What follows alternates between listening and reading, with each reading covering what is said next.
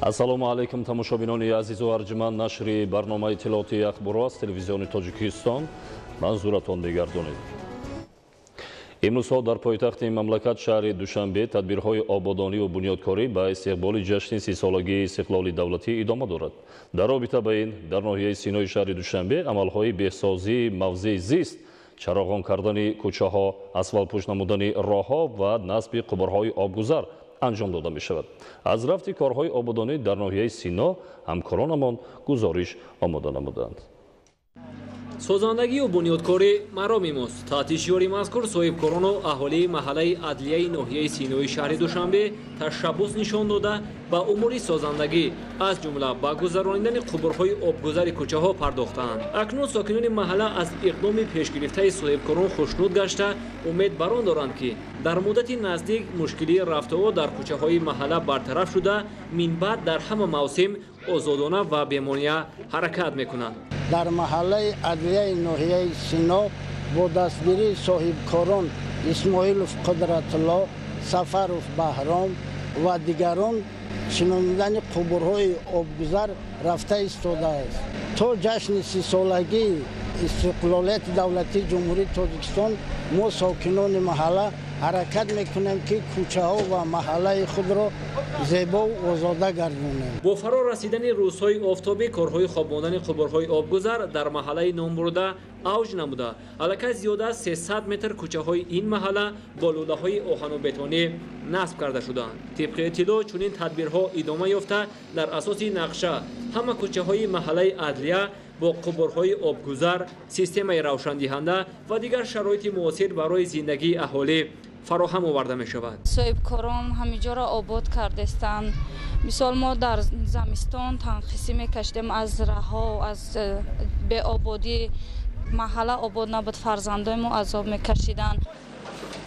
боиси зикр аст ки саҳми ҳар як нафар дар рушду пешрафти ватан хеле зарур аст, зеро ободгари ватан маҳз шаҳрванди он мебошад. ҳамин гуна он нафаре ки муҳаббат нисбат ба ватанро дар замини хеш мепарварад ва пайваста ободиро мехоҳад, ӯ бояд нахуст аз дари хона ва маҳаллаи зисти худ ба корҳои бунёдкорӣ оғоз намояд. фирдавси ҳайдаралӣ, меҳрӯзи ҷумъа, баҳодури ҳасанзод, ахбор. با معتدل گردیدن وضع هوا منفرشنمایی راههای محلی در شهر حصار آغاز یافت. در دایره تطبیق نقش چاره‌بینی‌ها بخشیده به سالهای رشد دهات، سیاحی و هنرهای مردمی با تشبث مقامات اجرایی حاکمیت دولتی و جلب صاحبکاران در جماعت شهرک حصار اسفالت پوشکنی راهها عملی کرده می‌شود. گزارش از شهر حصار. дар шаҳри ҳисор бо мақсади сазовор истиқбол гирифтани ҷашни 30 солагии истиқлоли давлатӣ дар баробари вусъати тадбирҳои ободонию бунёдкорӣ ҳамчунин таъмиру навсозии роҳҳо низ идома дорад. баъд аз навсозӣ гардидани роҳҳо дар ҳудуди шаҳраку деҳоти шаҳр мушкилоти сокинон бартараф шуда барои ҳаракати мунтазами нақлиёт шароити мусоид фароҳам меояд. қобил ба зикр аст ки корҳои таъмирию навсозӣ дар роҳҳо бо гарм шудани ҳаво оғоз гардида дар муддати кӯтоҳ ва бо сифати баланд ба анҷом расонида хоҳанд шуд. ин навбат дар ҷамоати шаҳраки ҳисор қабати дуюми асфалт хобонида шуда, ҳамчунин дар деҳаи мортепа низ тадбирҳои навсозии роҳҳо амалӣ карда шуд. бо ташаббуси фарзандои маҳалла зиёда аз 500 метр роҳҳои маҳалларо асфалтпӯш кардем.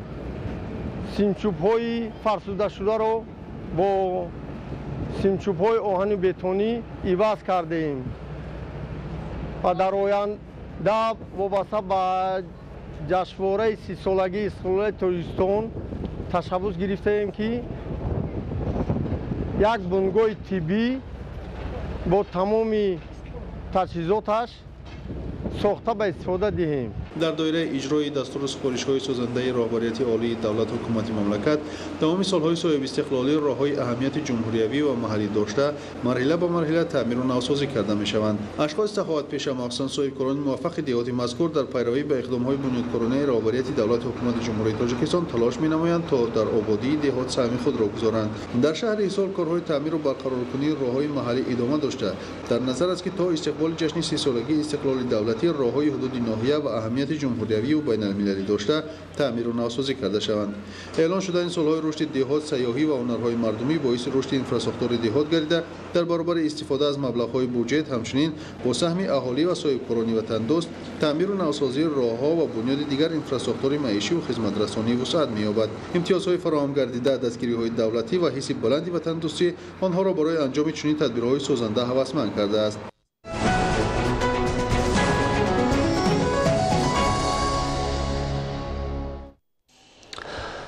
مسئولین خواجگی جنگل ناحیه رشت در برابر بنیاد باغ میدان جنگلزول را از نو برقرار میکنند. سال 2021 طبق نقشه در تلو تپه و دامنکوها بیش از 12,000 بیخ نهالی درختان سایه‌افکن و میوه‌دهنده شناخته می شود.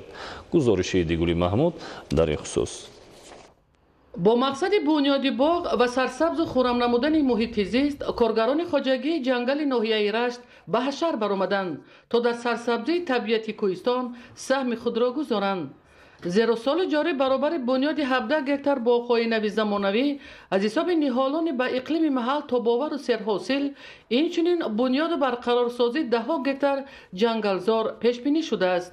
مؤسسه دولتی خواجگی جنگل در اساس نقشه کارهای 3 ساله خود بار دوم است که در این تپه بنیاد جنگل را سر میکنیم. اولین مرتبه در شهرهای رشت، جرگتال زیاده از 1000 بیخ نهال ارچه شناندیم.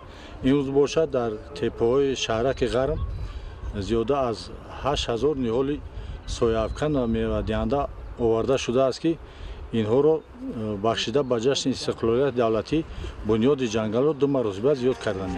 کارگران خواجگی جنگل با کمک کارمندان تشکیلات و اداره‌های ناحیوی به حشر برآمده در میدان 16 گکتار زیاده از 17,000 بیخ نهالان سایه‌افکن و میوه‌دهنده شنانیدند. عالمان ساحه کشاورزی در همکاری با کشاورزان راه‌های بلند برداشتن حاصلناکی درختان میوه‌دهنده را در شرایط کوهستان توصیه می‌دهند تا دهقانان از میدان باغ‌های در اختیارشان بوده حاصل بیشتر استحصال نمایند. بهر بلند برداشتن حاصلناکی درختان میوه‌دهنده عامل‌های تاثیربخشی که برای گرفتن حاصل بلند مساعدت کرده می‌توانند در اینجا گفته شده گذشت و گفته می‌توانیم که در منطقه رشت یکی از منطقه‌های خیلی مساعد است که برای پرورش کردن درختان میوه‌دهنده تخمکدار اساساً سیب و نوک خیلی خوب است و در اینجا عامل‌هایی هستند که برای پس شدن حاصل درختان آورده می‌رسانند. این هم باشد درست برای نماندن کارهای اگرتکنیکی، تکنولوژی پرورش و نگاهبینی آنها از کسری و ضرررسان‌ها می باشد و در این سمینار منطقوی امروزه این نقطه گفته گذاشته شد. زمین‌های بیکار خوابیده ساحل دریای سرخاب و تل و تپه مساحت زیادی را تشکیل نموده. از روی برنامه پیش بینی شده مرحله به مرحله بنیاد باغ و جنگلزارها طرحریزی شده است. از جمله در مدت 2 سال پیش آمد در زمین‌های بیکار خوابیده ساحل دریا و دامنکوها زیاده از 100 گکتار باغ و جنگلزار از حساب نهالان سایه‌افکن و میوه‌دهنده به مانند ارچه، زردآلو، چهارمغز، گیلاس و بادام شنانیده می‌شوند. ایدگل محمود، دادرجان میرزازاده برای برنامه اخبار از ناحیه رشت. با مقصد با آب پالزی تامین نمودن باغ و تاگزار شهر ایسرافشان، آبانبار زرینرودی اداره دولتی بهداشت زمین و آبیاری شهر با گنجایش 55 میلیون متر مکعب مورد استفاده قرار داده شد. با مقصد آبیاری نمودن میدان باغ و تاگزار کارهای تعمیر و ترمیم در انشاءات آبرسانی به آخر رسانده شده است. گزارش مضبوط بابازاده از شهر ایسرافشان. آب پالزی تاکنون در آبانبار زرینرود اداره بهداشت زمین و آبیاری شهر ایسرافشان ولایت سوت جمع آورده زیاده از 27 میلیون متر مکعب را تشکیل می‌دهد که نسبت همین دوره سال گذشته 1 میلیون متر مکعب زیاد است. این مقدار آب پالزی فصل‌های ترمو زمستان در هدف جمع‌آوری آب‌های کوه‌های برفپوش قطارگوی ترکستان، چاه‌های عمودی گرد و اطراف آبانبار و آب‌های برف باران همزمان توسط کانال‌های بگسترلی سیستم آبرسانی منطقه کلین‌آباد ناحیه دوشتیج و ناحیه شهرستان تا آبانبار زرینرود رسانده شده است. جهت ادامه باثبات جمع‌آوری آب پالزی در بهار و تابستان و تامین 9300 گکتار باغ تابزار و مزرعه‌های دیگر آبیاری شونده، مسئولین مهندسان و کارگران و متخصصان اداره دولتی بهداشت زمین و آبیاری زرین رود تعمیر و ترمیم درگاه‌های آبگذر و دیگر تجهیزات و کانال‌های ماجسترالی به خواجگی‌های کشاورزی 4 عدد اساسیه استفاده برنده آب موضع کلین آباد ناحیه دیوشتیج و سهامداران خواجگی‌های دهقانی 2 عدد اساسیه استفاده برنده آب ناحیه شهرستان را از تعمیر کلی برآورده در حالت آماده باش قرار دادند. کارهای سوئیل مستحکم کنی و تعمیرهای ماجسترالی کانال که در داخل شهر موجود نباشد پر را تعمیر برآورده. تو این حال با کارهای تعمیری ادامه داده ایستاده است. این حال در آبانبار زرین رود زیاده از 27 میلیون متر مکعب آب ذخیره کرده شده برای تامین نمودن با آب پالیزی خواجگی‌های شهر استراوشن بسنده می باشد. امروز فعالیت تعمیر و ترمیم در کانال ماجسترالی 14 کیلومتری از داخل سوی کلان زرین رود جاری شونده درگاه‌های تامینگری مزرعه‌های آبی خواجگی‌های دهقانی انفرادی اویلوی 16 عدد اساسیه استفاده برنده آب شهر استراوشن و زمین‌های خواجگی‌های یاررسان جماعت‌های دهات گلیسور، زرحلال، پاشکن، صبرستان و نیجانی با اوج تازه ادامه دارد. کیلومتر 14 کانال کلان ماجسترالی که آخر هر سال از لایقه و پرتوهای سخت معیشی پر می‌گردد با قوی کارگران و متخصصان، تکنیک‌های مقتدر و نقلیات گرانوزن تازه کرده می شود. برابر با آخر رساندن کارهای تعمیر و ترمیم، مسئولین اداره دولتی بهداشت زمین و آبیاری شهر جهت تشکیل کارهای تازه کردن جویبار و انشاءات دیگر آبرسان در موسم امساله و پرثمر و عاقلانه استفاده کردن آب پالیزی مصلحت‌های سودمند می‌دهند. مزبوط بابازاده از شهر استراوشن برای برنامه اخبار. ادامه اخبار.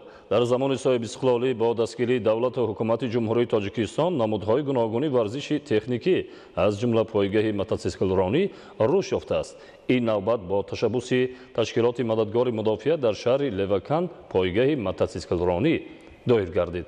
گزارش خبرنگاران ما. در رسم آغاز مسابقه پایگاه موتورسیکل رانی راهبریت کمیته مرکزی تشکیلات مددگار مدافع مقامات اجرایی حکومت دولتی شهر لوکان اظهار داشتند که دولت و حکومت جمهوری به رشد بی‌میلان ساحه ورزش دقت جدی داده. نسبت ورزشکاران جوان و باز هم رواج و رونق تازه یافتن ورزش در سراسر جمهوری غمخوری و توجه دائمی ظاهر می‌نماید. صاحب استقلالی مملکت در برابر دیگر ساحه‌ها به رشد و انکشاف نمودهای گوناگون ساحه ورزش از جمله نوع‌های حربی تکنیکی ورزش نیز امکانیت‌های مساعد فراهم آورد. در مسابقه مذکور دسته‌ها از شهرهای دوشنبه، باختر، ترسونزاده، لوکان، کولوب، ناحیه‌های یاوان، واسه و عبدالرحمن جامی اشتراک نمودند. اکثریت ورزشکاران را در این چاره‌بینی جوانان تشکیل می‌دادند. نخست دور سنجشی صورت گرفت. سپس سبقت برای فتح مره بین موتورسیکل‌های حجم محرکشان 125، 250، 350 و 500 متر مکعب صورت گرفت. مشاهده‌ها نشان می‌دهند که سال تا سال تعداد دسته‌های در مسابقه پایگاه موتورسیکل رانی شرکت کننده افزایش می‌یابد. اینچنین صف مخلصان و دوستداران این نمود جالب ورزشی تکنیکی میان اهل جامعه پررفت زیاد شده ایستاده است. موتورسیکل رانی همچون نوعی حربی عملی ورزش از ورزشکار ملکه بلند راندن، سرعتناکی و چالاکی در اداره‌کنی آن را تقاضا دارد. ماهیت اساسی این نوعی ورزش بدور نمودن شوق و ذوق نورسان و جوانان نسبت تکنیک و برای راندن واسطه‌های تکنیکی کلان حجم آماده نمودن آنها به شمار می‌رود. در مسابقه پایگاه موتورسیکل رانی موتورسیکلران‌های ورزیده و با تجربه مهارت بلند ورزشی نشان داده با چالاکی و ملکه اداره کردن واسطه نقلیات ورزشی توانستند میان مخلصان محبوبیت پیدا نمایند. تشکیلات مددگار مدافع تدریجاً موتورسیکل‌های زمانوی را دسترس نموده ایستاده است که استحصال شرکت‌های معروف هوندا، کواساکی، سوزوکی و یاماها میباشد.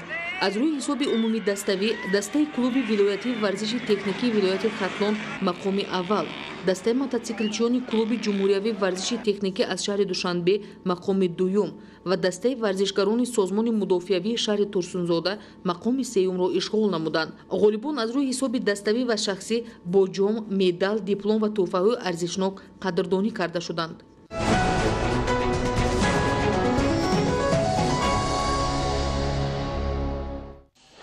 بیننده‌های عزیز و ارجمند، امروز برنامه اطلاعاتی اخبار تنسیت خانه آباد باشید.